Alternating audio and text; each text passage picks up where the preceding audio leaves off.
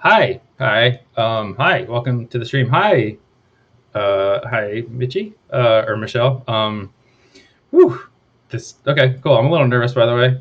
This is the first time I've ever streamed. Recorded portfolio reviews is teaching classes, but this is the first time I've ever streamed, and I'm a little nervous about it.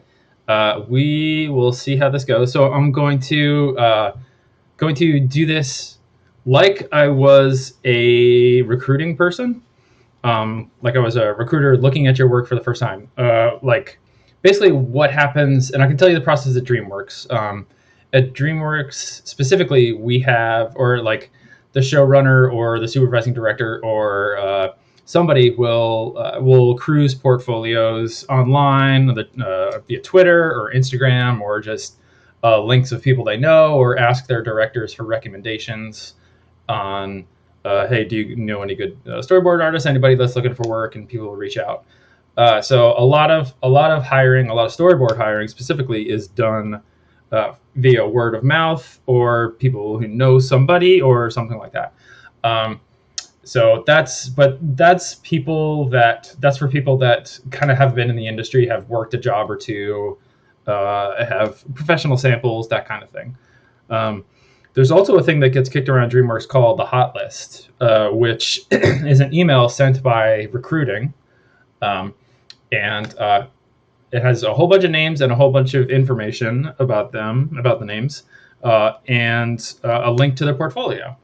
And a lot of those people on the hot list are people that haven't necessarily had a lot of storyboarding experience, but are look like they might be a good fit for a show at DreamWorks, based on the quality of their portfolio, based on the quality of their work, based on if somebody knows them, etc. So uh, a lot of people do actually break in via that hot list, or via portfolio review at like Lightbox or CTN.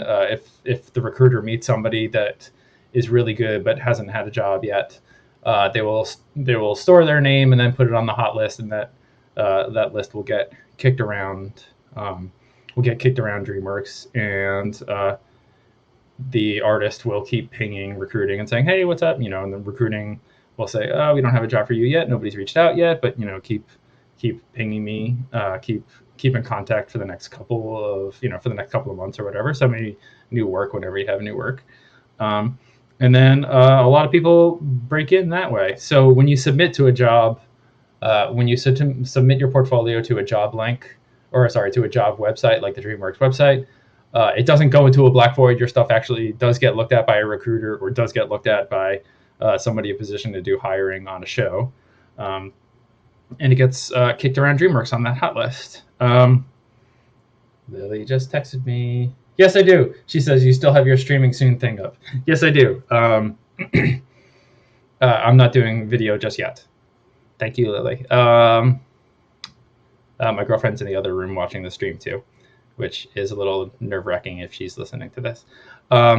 So, yeah, that's a little bit about the process. So, what I'm going to do is record these reviews as if I were looking at your work for the first time. So, somebody just said, "Hey, check this person's work out," uh, and which is a lot of what happens.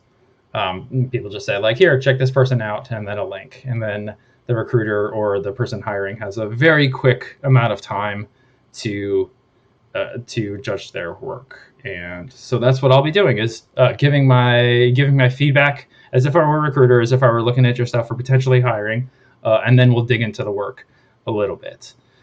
Cool. So that's the introduction. Hi, Lily. That's the introduction, and I'm going to dig into the first portfolio right now. So let me stop this recording.